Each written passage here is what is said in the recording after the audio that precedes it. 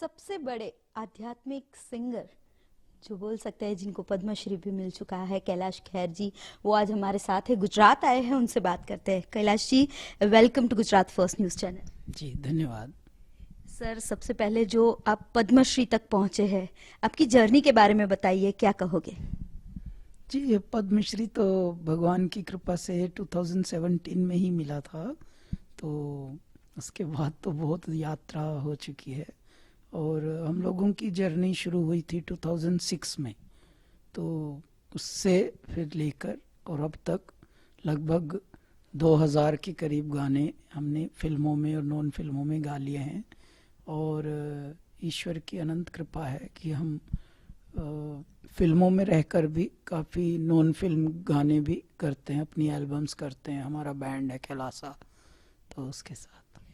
Sir, सबसे बड़ा फोक reality show लेकर आप आ रहे हो, उसके बारे में बताइए, कैसा शो रहेगा और क्या करने वाले हो आप? हम लोगों का एक जुनून था, एक पैशन थी कि कुछ ऐसा किया जाए जो बहुत दिन से हुआ नहीं, बल्कि कभी भी नहीं हुआ भारत में। भारत में धीरे धीरे लोक विधाओं का विलुप्तीकरण हो रहा है, तो इसके लिए किसी को तो सोचना पड़ेगा। तो हम लोगों ने ये निवेदन किया बहुत सारे चैनलों से, तो फिर थोड़े दिन के बाद हमारी ये निवेदन स्वीकार हुई और अब हम बहुत ही बड़ा एक भारत के इतिहास का ऐसा एक रियलिटी शो बना रहे हैं जिसका नाम है भारत का अमृत कलश।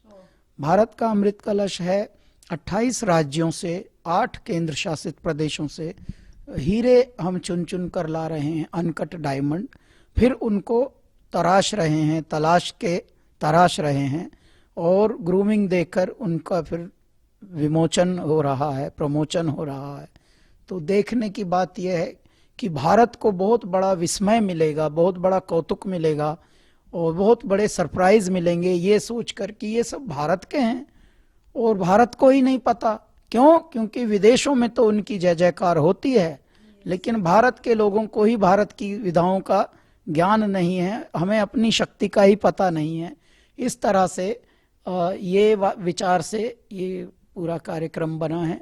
कार्यक्रम बहुत बड़ा है, ये डीडी नेशनल पर 24 फरवरी से प्रारंभ हो रहा है, प्राइम टाइम पे 7 बजे से 8 बजे, 24 फरवरी को 7 बजे से 8 बजे रात को सायंकाल। अच्छा कैलाश जी, बहुत सारे शोज आते हैं सिंगिंग के, पर ये फोक जो आपका शुरू हो रहा है शो, क्या अलग रहेगा इसमें और कितना जरूरी है अभी के वक्त में? नहीं, देखिए, हमारे भारत की सभ्यता, हमारे भारत की संस्कृति, हमारे भारत की परंपराएं कैसे आई हैं? जब किताबें भी नहीं थीं तो कैसे आई हैं? हमारे यहाँ सनातन क्यों कहा जाता है? सनातन इसलिए कहा जाता है जो संततियों से संततियों तक चला आ रहा हो, वही सनातन है। जो प्राचीन से भी प्राचीनतम है वही पुरातन है। तो भारत एक ऐसी सभ्यता है जो पुरातन के साथ, सनातन के साथ, संतति दर संतति सुन सुन कर हम अपनी सभ्यता सीखे हैं, सुन सुन कर अपनी विधाएं सीखे हैं, जीवन शैली सीखे हैं। और वही अगर धीरे धीरे विलुप्त होती जाए, कुछ और आधुनिकीकरण के चक्कर में हम पुरानी अपनी सभ्यता भूल जाएं, क्या है? देखिए, हमारे जीने के ढंग में गाना, संगीत ये छुपा होता था।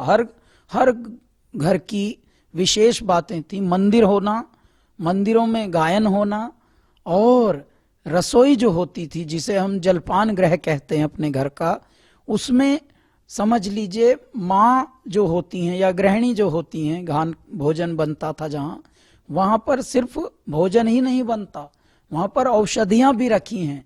वो एक छोटा चिकित्सालय भी है। कोई भी घर में व्याधि हो, किसी को भी, किसी का पेट में कुछ गड़बड़ हो, किसी के हाथ में दर्द होने लगे, किसी की आंख फड़कने लगे, माँ के पास रसोई में ही चिकित्सालय है। किसी को अजवाइन कूट के दे दी भून के, किसी को जीरा भून के कूट के दे दिया, किसी को थोड़ा काली मिर्च और इसका नींबू का पानी दे दिया। तो परमात्मा की कुछ इतनी कृपा हुई है भारत के ऊपर। ये सारी लेकिन विधाएं अब हल्के में ले रहे हैं लोग, तो अब जा रहे हैं हर चीज के पीछे, गूगल ही कर लो, गूगल ही कर। भैया, गूगल भी तो किसी ने किया होगा। अब जब गूगल आप कर रहे हैं, लेकिन गूगल किसी ने किया होगा।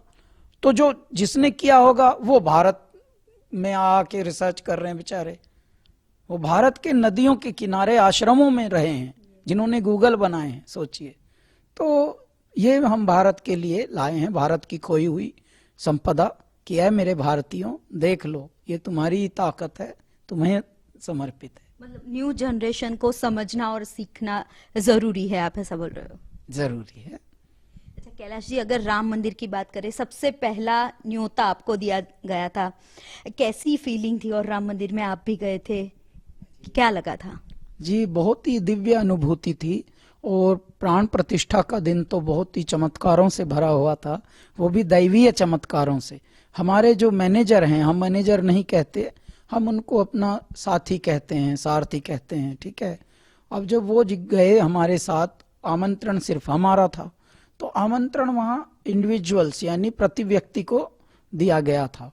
तो जब वहाँ हम गए और ऑफिसर ने एक बिंदु ऐसा आता है जहाँ पर उसके बाद वो देखकर आमंत्रण को फिर आगे बढ़ाते हैं। उन्होंने बोला आप कैसे, आपका इनवाइट कहाँ है, हमारे उनको बोला साथी को। तो तब हमारी दृष्टि उन पर गई और हमने उनको कहा कि क्या आप बिना हनुमान के राम को कल्पना कर सकते हैं? क्या आप बिना नंदी के मेरे भगवान महाशिव को कल्पना कर सकते हैं? तो वो हमको ऐसे देखने लगे, ऐसे देख के, और फिर उन्होंने कहा कि प्लीज इनको भी जाने दीजिए, क्योंकि हमने उनको बताया कि देखिए हमें गाना है, हमारे माइक, हमारा ट्रैक्स, हमारे ये वो कौन लगाएगा? अब भाई वहां तो कोई बैठा नहीं है इंजीनियर, वहां तो मेरे राम हैं और हम उनके भक्त हैं, बस।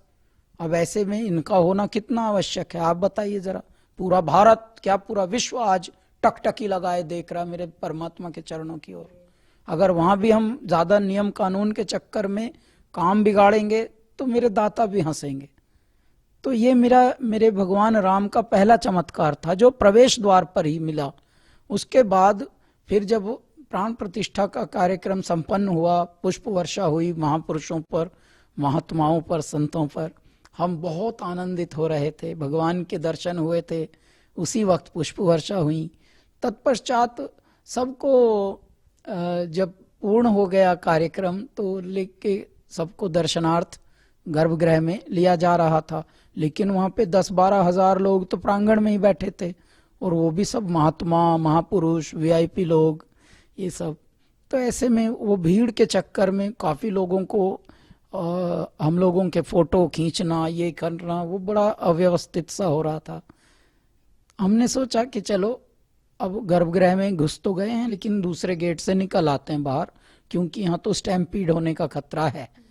तो हम और सोनू निगम जी, हम और हमारे कमांडोज थोड़े, वो सब हम लोगों ने डिसीजन लेके बाहर निकल आए।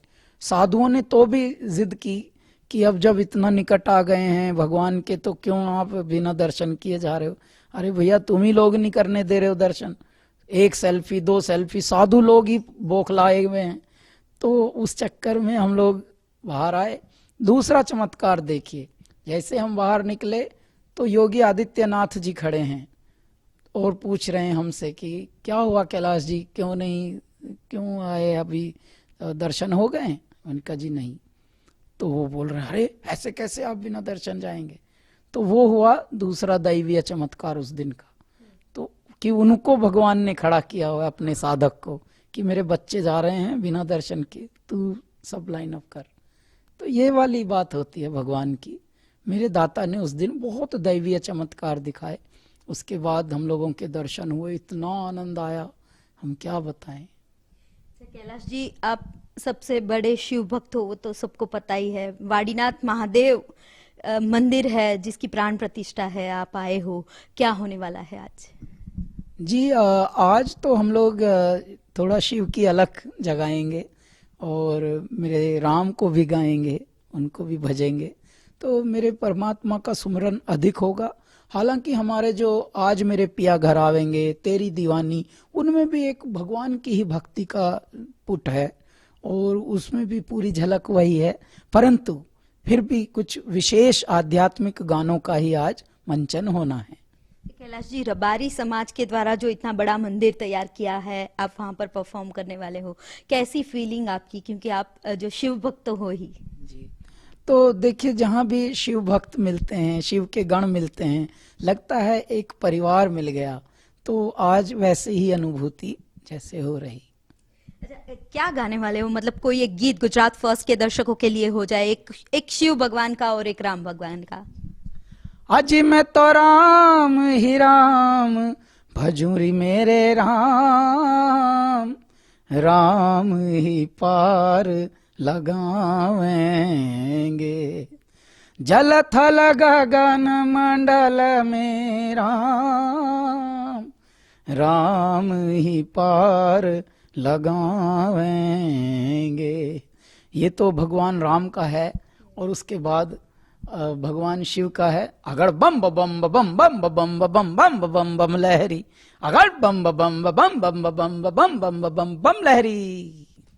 कैलाश जी, लोगों को आप झुमाने वाले हो, कैसी फीलिंग हो रही है? क्योंकि मंदिर बन रहा है और आप आए हो सबको झुमाने के लिए।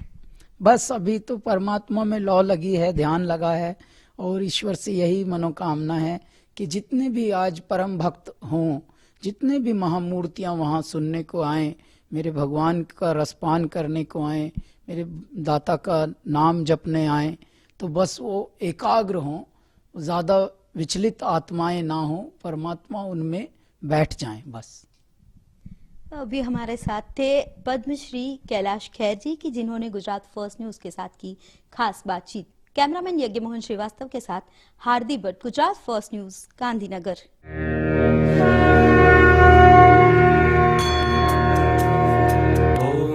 मृत्युंजय परेशान जगदाभयनाशन,